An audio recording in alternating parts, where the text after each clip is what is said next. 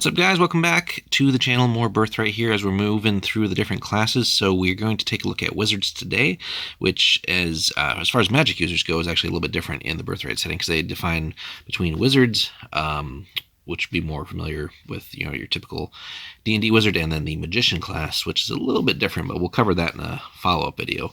As far as requirements go, basically just intelligence 9, and then basically any elf, half-elf, or blooded human, and that's a key thing in this one. So just regular non-blooded people in the setting cannot be true wizards. They'd have to be magicians, but we'll cover that as we get in here. So and the brief description here. So the lands of Cerelia are inherently magical, and a mage with both the right and the knowledge can create wonders and terrors with the power the land provides. But true mages and high sorcery are quite rare in this setting, and every sorcerer is a figure of mystery and destiny.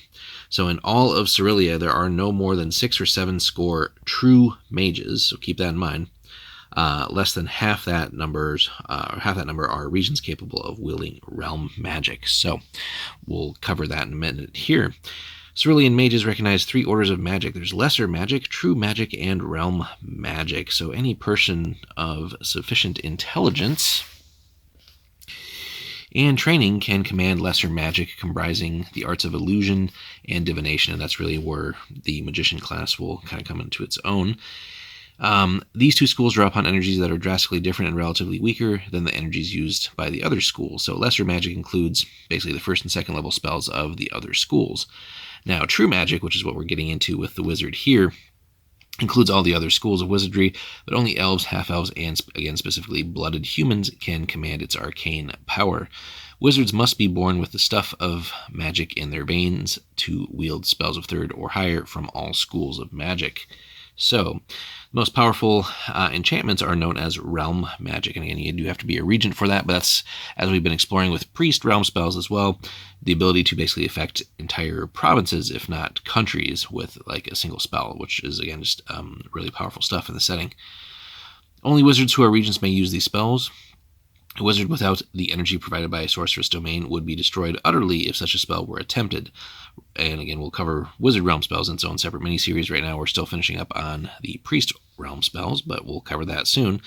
Any wizard who is capable of casting realm magic can also wield true magic and lesser magic. Wielders of true magic can also use lesser magic. So basically, if you are a wizard domain ruler, you can basically just cast anything and everything.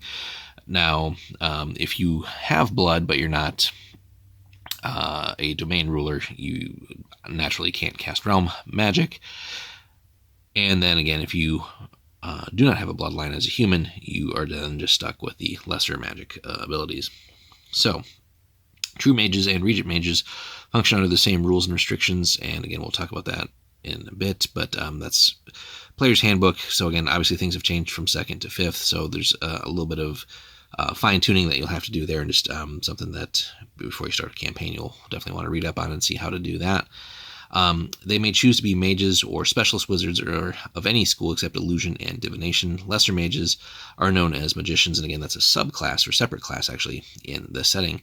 Now, the cool thing here is a regent wizard may begin play with a bodyguard of 2d6 5 soldiers. Again, we've seen that table from some of the other classes we've covered, so again, refer back to those, but only if he or she rules a province. Ruling only magical holdings doesn't qualify for those bodyguards. And again, we'll get into the domain rules and all that in due time.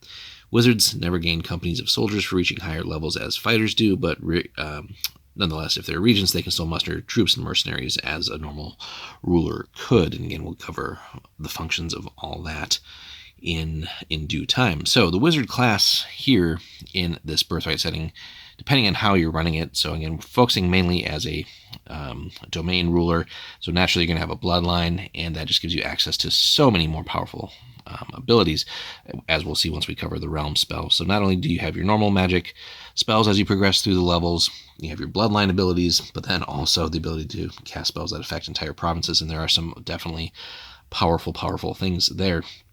Now, one step down, you might have a bloodline, but maybe just not a territory of your own yet. That's fine. That's what is, again, just a normal wizard in most campaigns, but in this, you're sort of a true wizard or access to true magic. That is, again, what you're most familiar with, but again, in the setting, viewed as quite the rarity. And as they said, really not that many of those in the entire setting. Most commonly, people with some magic abilities are going to be magicians, which we'll cover again separately. But there are certainly some powerful wizards that we've seen, NPCs, but also some that are available for PCs to play, or if you come and create your own as well. So, but given the descriptions we've seen of the NPC ones, we can tell that they do sort of stand apart, especially the domain rulers. That just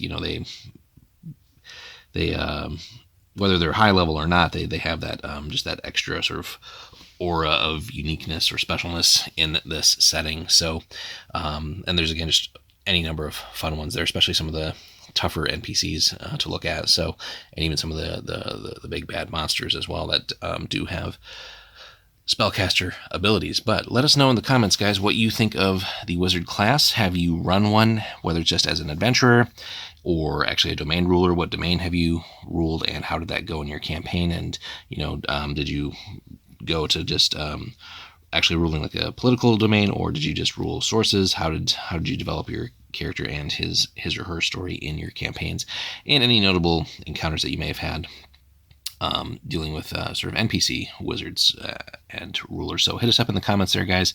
Let us know what you think. Any memorable realm spell moments as well. And then next up, we'll be covering the magician class. So thanks so much as always for watching, guys. We'll have more Birthright soon. Take care.